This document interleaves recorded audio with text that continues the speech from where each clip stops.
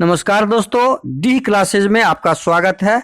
आज हम रीजनिंग के प्रैक्टिस सेट 6 देखेंगे। इसमें रीजनिंग के 20 इंपॉर्टेंट प्रश्न हैं। यदि आप एसएससी, रेलवे या किसी भी स्टेट एग्जाम की तैयारी कर रहे हैं तो ये प्रैक्टिस सेट आपके लिए काफ़ी इंपॉर्टेंट हैं, क्योंकि इस प्रैक्टिस सेट में जो प्रश्न दिए गए हैं उसी टाइप के प्रश्न आपके परीक्षा में पूछे जाएंगे।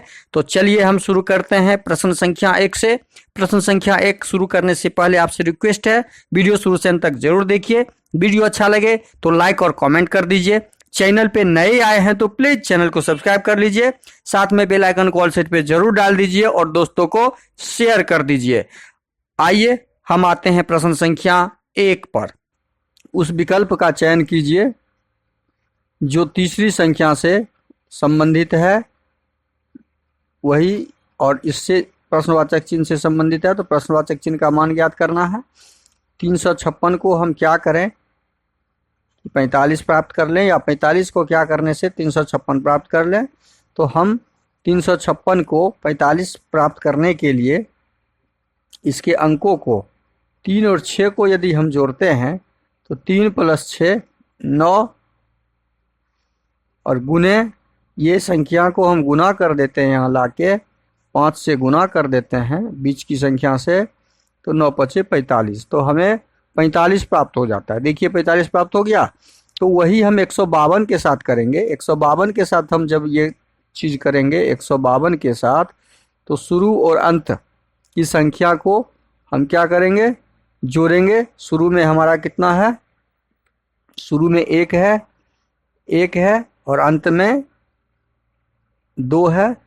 इस संख्या को जोड़ के और मिडिल वाली संख्या से हम क्या कर देंगे, गुना कर देंगे, 5 से गुना कर देंगे। तो 2 × 1 = 3, 3 × 5 = 15। हमारा आंसर क्या आ जाएगा, प्रश्नवाचक चिन्ह के स्थान पे 15 आ जाएगा।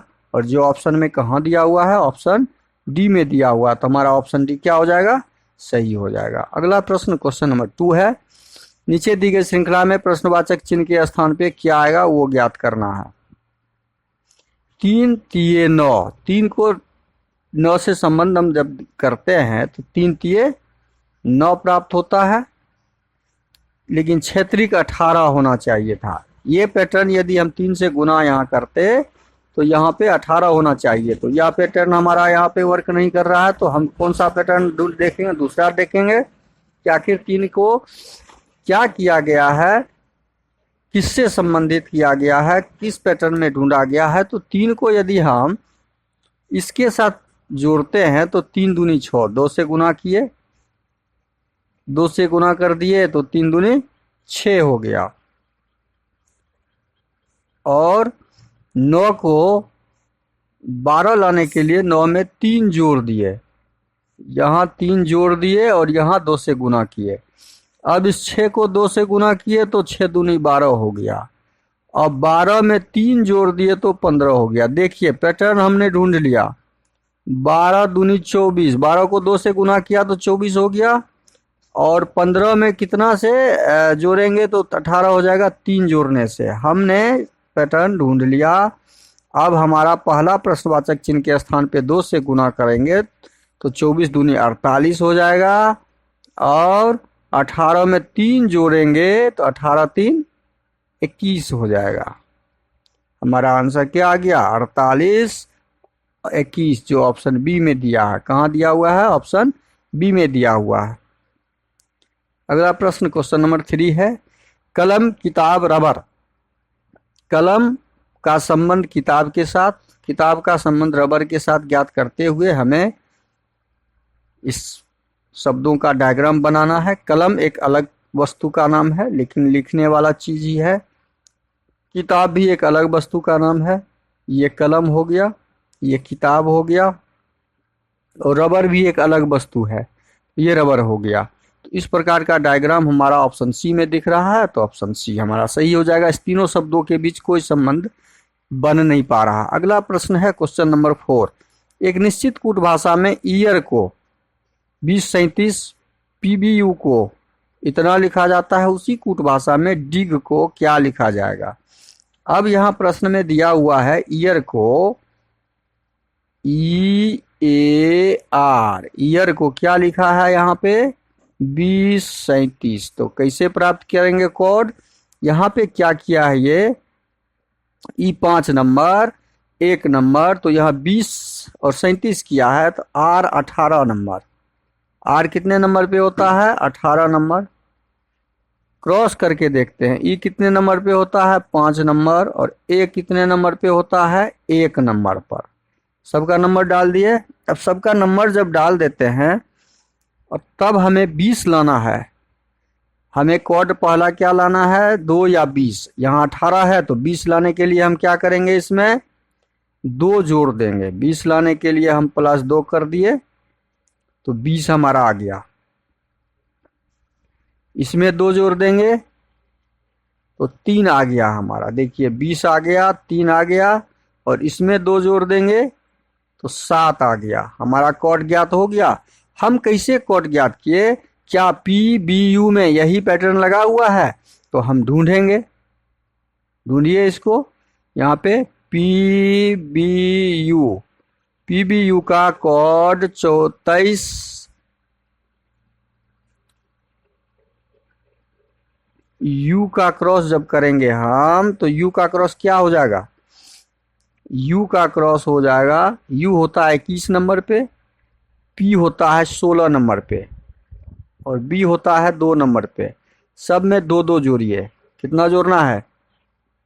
2-2 जोड़ना है। तो +2, ये कितना हो जाएगा? 24। देखिए 23 कितना हो जाएगा? 23। देखिए यहाँ पे 23 है। इसमें फिर 2 जोड़ेंगे 4, यहाँ पे 4 है। 16 में 2 जोड़ेंगे 18। देखिए यहाँ पे कोड 18 है। इसका मतलब हमने पैटर्न ढूंढ लिया कि शब्दों के बीच संख्याओं के साथ क्या पैटर्न लगा हुआ है, क्या संबंध है। तो हम DIG का निकालेंगे जब कोड। जब DIG का कोड निकालेंगे तो DIG का यहाँ निकालते हैं DIG का कोड। तो G का क्रॉस 7 नंबर, D का क्रॉस 4 नंबर। 7 में 2 जोड़ेंगे तो 9, 4 में 2 जोड़ेंगे तो 6। तो जोड़ के हम यहाँ लिखते हैं 6, और I होता है 9। 9 में 2 जोड़ेंगे तो 11। 9 11 6, 9 11 6 ऑप्शन बी में दिख रहा है। तो हमारा आंसर क्या हो जाएगा? 9 11 6। अगला प्रश्न है क्वेश्चन नंबर 5। निम्नलिखित प्रश्न में प्रश्न चिन्ह के स्थान पे कौन सी संख्या आएगी? अब 14 और 13 को क्या किया गया कि 3 प्राप्त होगा। तो 14 में से 13 घटाएंगे तो 1 प्राप्त होगा। घटाने से तो संभव नहीं दिख रहा है, तो दूसरा क्या पैटर्न लगाएंगे? 14 और 13 को यदि जोड़ देते हैं, 14 13 को जोड़ दें तो कितना हो जाता है? जोड़ दें तो हमारा हो जाता है 7 1 1 2 27, और 27 को 9 से भाग लगा दें तो 9 3 27। क्लियर? अब उसी प्रकार 27 और 54 को जोड़ दें तो 7 4 11, 5 2 7 1 81। 81 में 9 से भाग लगा दें तो 9 9 81। तो प्रश्नवाचक चिन्ह के स्थान पे क्या आएगा?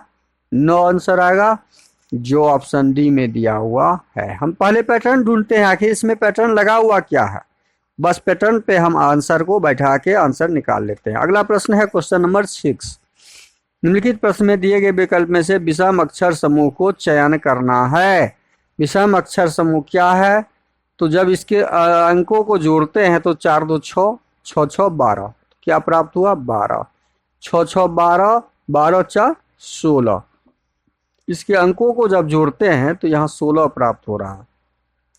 2 3 2 5, 5 8 5 13, 8 3 11, 11 7, 8 3 11, 11 7 18।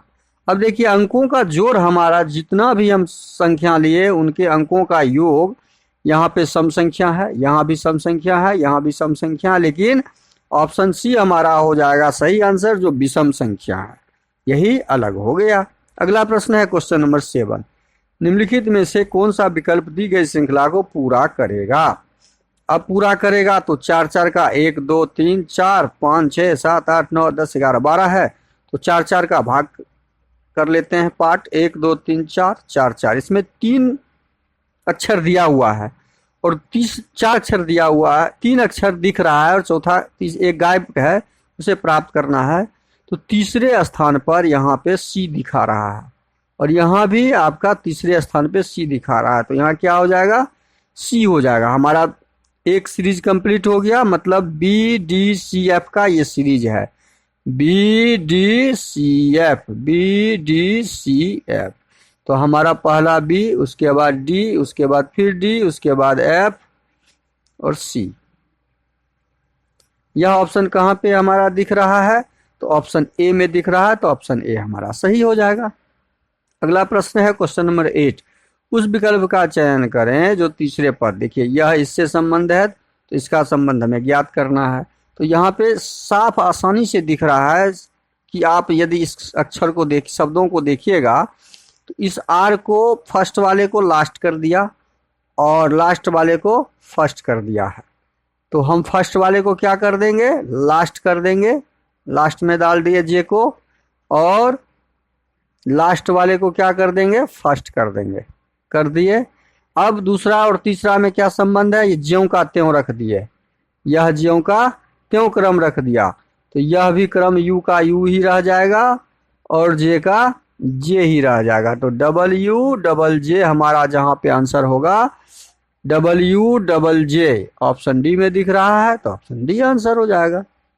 अगला प्रश्न है क्वेश्चन नंबर 9। ई एफ का भाई है, डी ई की पत्नी है, जी एच का पिता है। देखिए ई कौन है, एफ का भाई है, तो एफ का भाई मतलब तीर जिधर है वो भाई हो जाएगा एफ का, एफ के तरफ से ई जैसे आया तीर के समान और उस बीच में हम भाई लिख दिए तो भाई ई हो जाएगा, तीर के मुंह के सामने वाला वो रिलेशन होता है।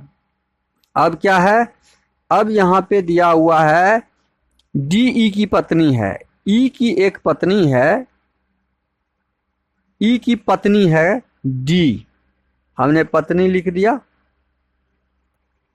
डी ई की पत्नी है लिख दिया। जी एच का पिता है, इसमें जी कहीं है ही नहीं, हमने जो भी डायग्राम बनाया उसमें जी का और एच का कोई जिक्र नहीं है, तो अभी उस सेंटेंस को हम बाद में देखेंगे।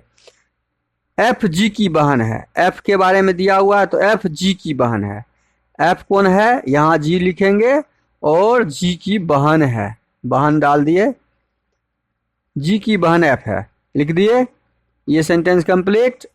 अब हमारा जी और एच, जी जब प्राप्त हो गया तो अब एच के बारे में समझ लेते हैं। एच का पिता जी है, जी किसका पिता है, एच का पिता है, एच का पिता, हमारा तीर का निशान ऊपर हो जाएगा और पिता लिखा जाएगा, एच का पिता जी है। हमने डायग्राम बना लिया।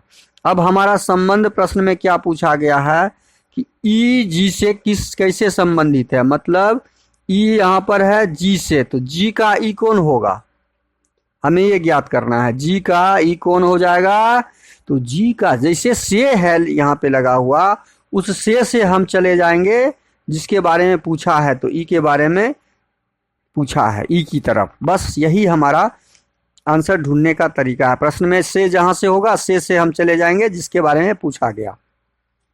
अब यहाँ देखते हैं जी और ई में संबंध क्या है। जब जी का बहन एफ है और एफ का भाई ई है तो ये तो भाई ही हुआ ना, इसका बहन का भाई तो अपना भाई ही हो जाएगा, तो इस प्रश्न का सही आंसर क्या हो जाएगा, ऑप्शन ए। अगला प्रश्न क्वेश्चन नंबर 10। यदि ए का अर्थ जोड़ है तो ए को कट करेंगे, जोड़ का चिन्ह डाल देंगे। बी का अर्थ गुना है, बी जहां पर भी है उसको कट करेंगे और गुना का चिन्ह डाल देंगे। सी का अर्थ घटाव है, सी को कट करके घटाव का चिन्ह डाल देंगे।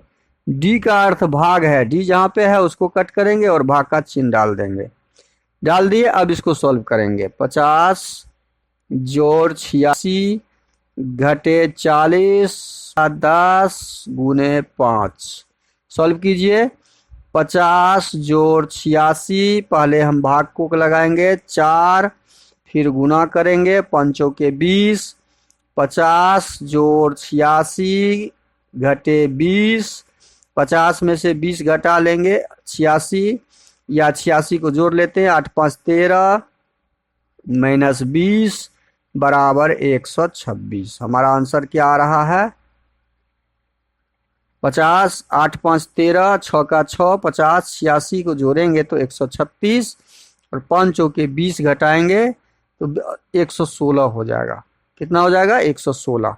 आंसर हमारा क्या आ गया? 116, जो ऑप्शन सी में दिया हुआ। अगला प्रश्न है क्वेश्चन नंबर 11। शब्दों को तर्कपूर्ण और अर्थपूर्ण क्रम में व्यवस्थित करना है। तो ये कुछ जगहों का नाम है। जगह में सबसे पहले हमें देखना है कि उत्तर प्रदेश, लखनऊ, दुनिया। अच्छा, पहले हमारा इसमें सबसे छोटा शब्द कौन सा हो जाएगा? लखनऊ। तो सी हमारा पहले आ जाएगा, सी वाला सब शुरू में है।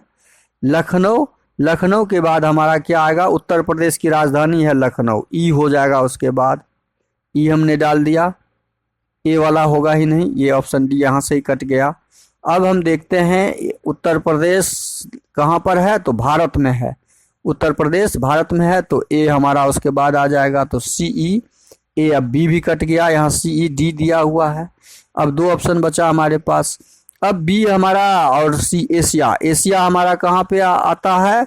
भारत हमारा एशिया में आता है, तो भारत हम एशिया बी उसके बाद डालेंगे। उसके बाद जो बचा डी हो जाएगा। बी और डी हमारा ऑप्शन ए में दिया हुआ है तो ऑप्शन ए सही हो जाएगा। अगला प्रश्न है क्वेश्चन नंबर 12। एक डिजिटल घड़ी में 7:40 का दर्पण प्रतिबिंब क्या होगा?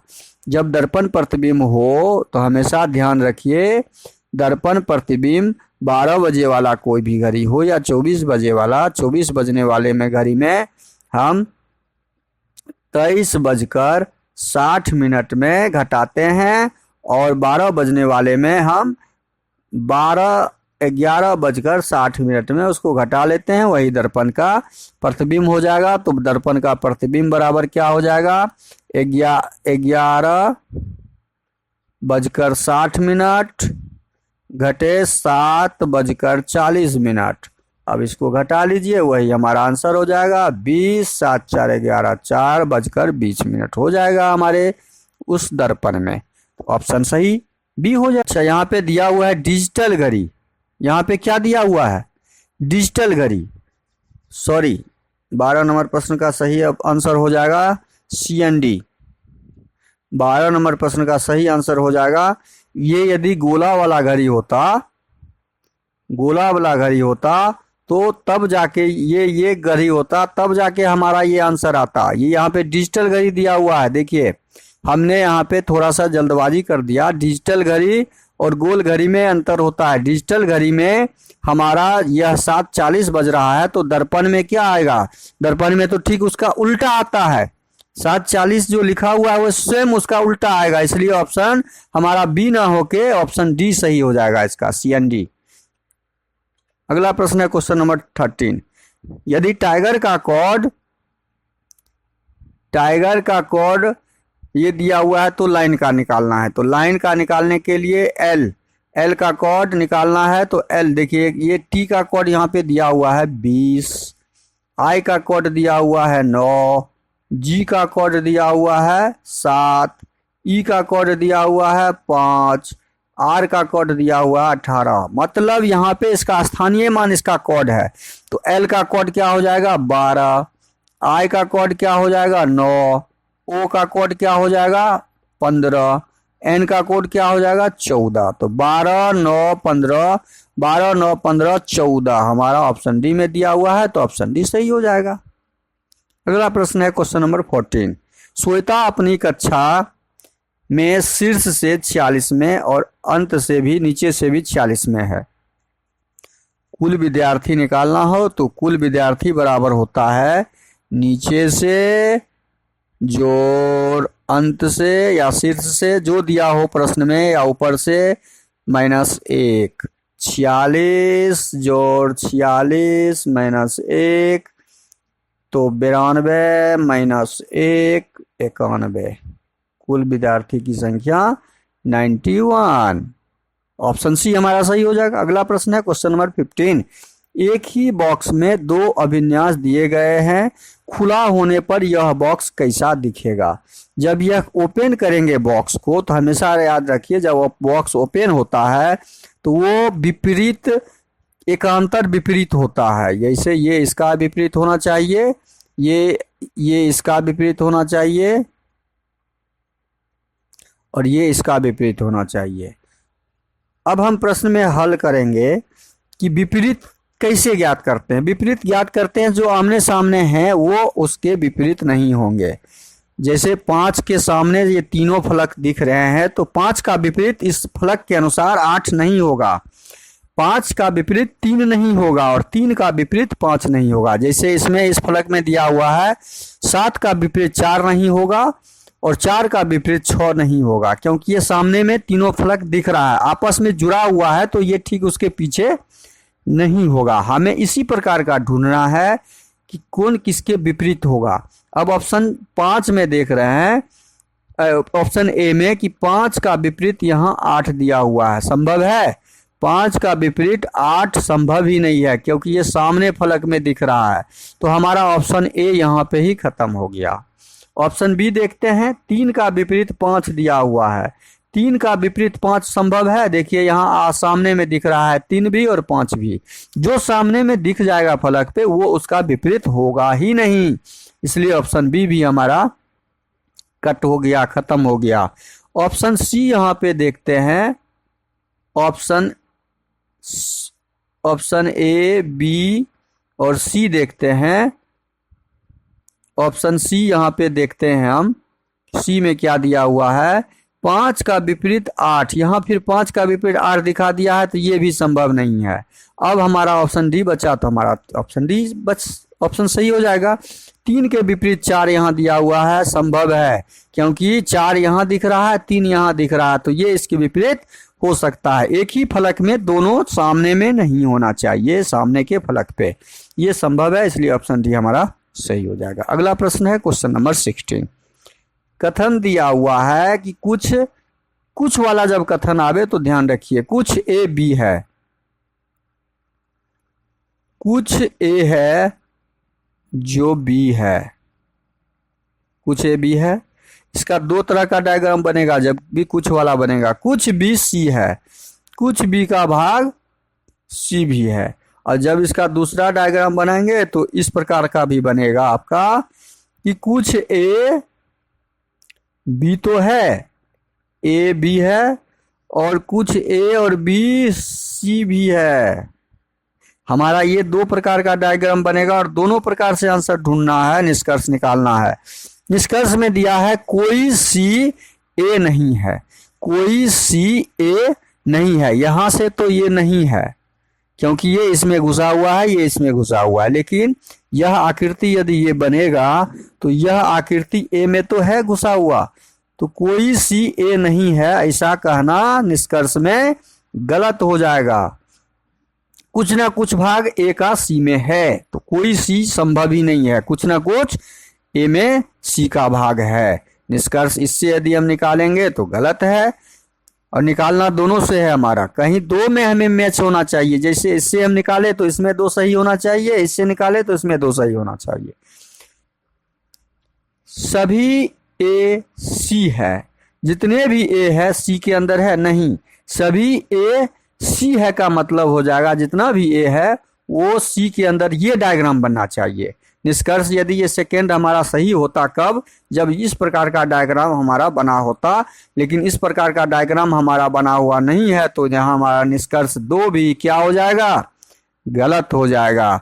तो हमारा ऑप्शन कौन सा सही हो जाएगा? कोई निष्कर्ष सही अनुसरण नहीं करता, तो ऑप्शन डी सही हो जाएगा।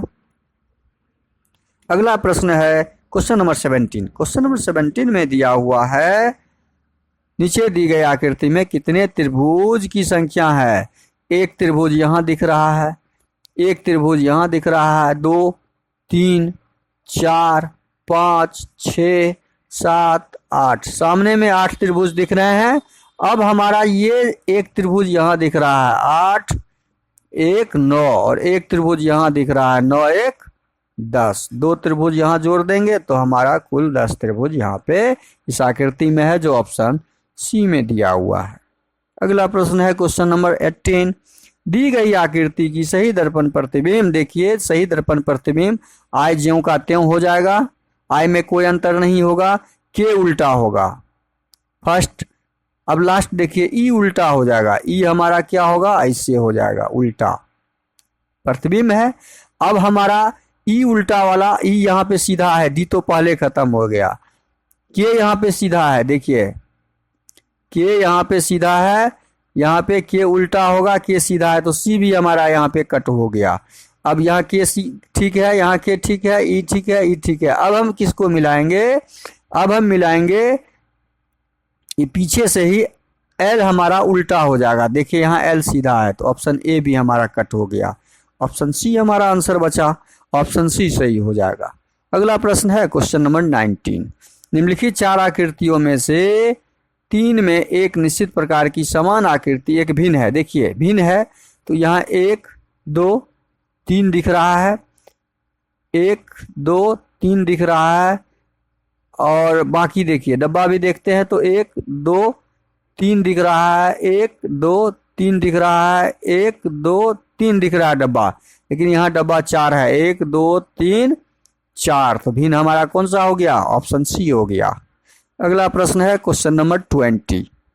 कौन सी उत्तर आकृति प्रश्न आकृति में दिए गए पैटर्न को पूरा करेगा, ये पैटर्न को पूरा करेगा, ये पहले ऐसे आएगा गाढ़ा वाला, तो गाढ़ा वाला ऐसे आएगा जो यहाँ पे ही दिख रहा है और कहीं नहीं दिख रहा है, सब उल्टा है, ये उल्टा है, डी संभव नहीं है, ये ऊपर से है, ऊपर से नहीं होगा, नीचे से होगा, ये ऊपर से है, ये सब हमारा बी आंसर सही हो जाएगा। वीडियो को शुरू से अंत तक जरूर देखिए, वीडियो अच्छा लगे तो लाइक और कमेंट कर दीजिएगा, चैनल पे नए आए हैं तो प्लीज़ चैनल को सब्सक्राइब कर लीजिए, बेल आइकन को ऑल सेट पे डालना मत भूलिएगा, दोस्तों को अधिक से अधिक शेयर भी करना मत भूलिएगा। थैंक यू, धन्यवाद, जय हिंद, जय